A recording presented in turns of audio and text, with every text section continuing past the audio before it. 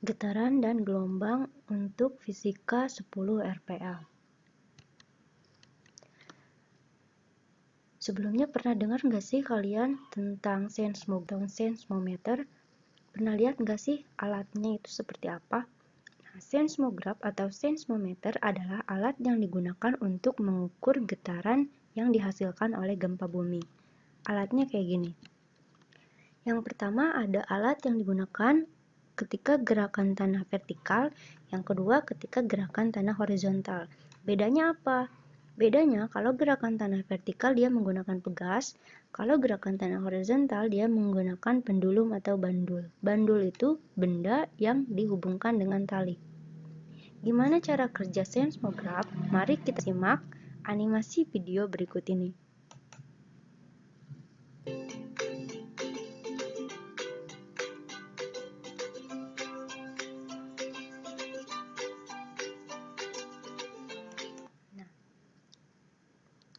Seismograf yang ada di video ini, dia menggunakan seismograf untuk gerakan tanah horizontal karena dia menggunakan bandul atau pendulum pada seismografnya. Di bawah bandul ini dia ada pensil atau pena yang akan digunakan untuk menggambar pola yang terjadi ketika ada getaran. Nah, sebelum ada getaran, pena ini menghasilkan pola yang lurus di kertas ini. Tandanya tidak ada getaran yang terdeteksi. Ketika ada getaran, si pena ini akan mengikuti gerakan bandul akibat adanya getaran, sehingga pola yang tercipta adalah gerakan naik turun, kayak gini ya.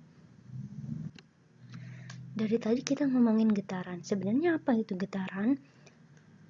Getaran adalah gerakan bolak-balik di sekitar titik kesetimbangan. Berikut ini adalah gambar bandul yang melakukan getaran. Pada posisi B berarti bandul berada pada titik kesetimbangan. Pada posisi A berarti bandul telah disimpangkan dengan jarak tertentu. Satu kali getaran artinya bandul telah bergerak. Kalau misalkan asalnya dari A berarti kembali lagi ke A. Kalau asalnya dari A berarti dia telah menempuh dari A, B, ke C, ke B, ke A lagi. Nah, pada getaran ada beberapa besaran yang harus kita ketahui. Yang pertama ada yang namanya amplitudo atau simbolnya A. Amplitudo adalah simpangan maksimum yang diberikan pada bandul. Lalu yang kedua adalah ada yang namanya gaya pemulih.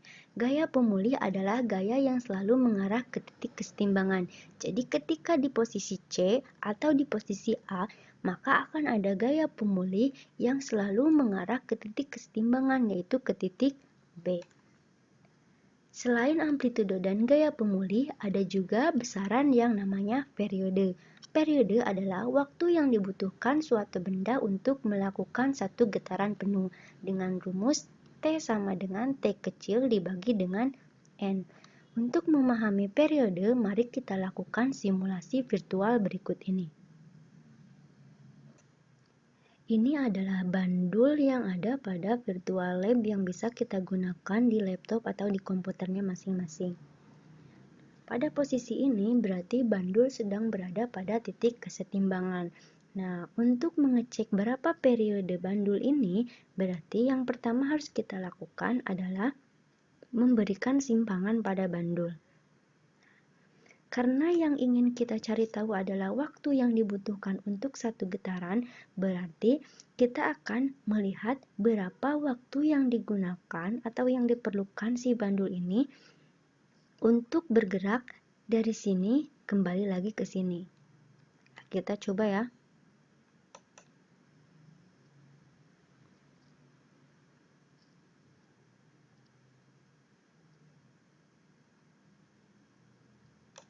Nah, berarti waktu yang dibutuhkan bandul untuk menempuh satu putaran adalah 1,25 sekon. Untuk panjang tali pada bandul 0,4 meter. Nah, kira-kira kalau misalkan kita kasih panjang tali yang lebih panjang, berapa kira-kira waktu yang dibutuhkan untuk satu getaran. Kita panjangin sampai 1 meter.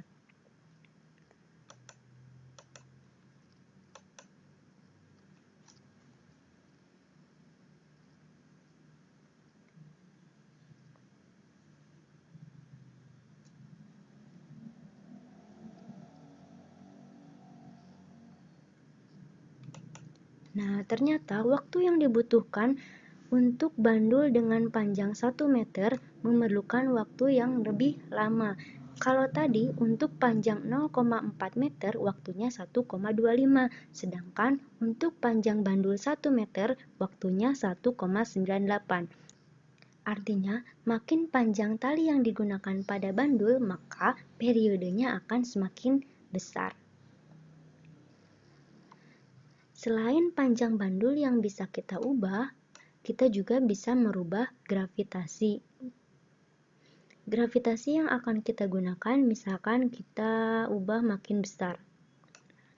Kalau tadi di bumi, nilai periodenya itu 1,98. Kira-kira berapa nilai periode ketika gravitasinya semakin besar?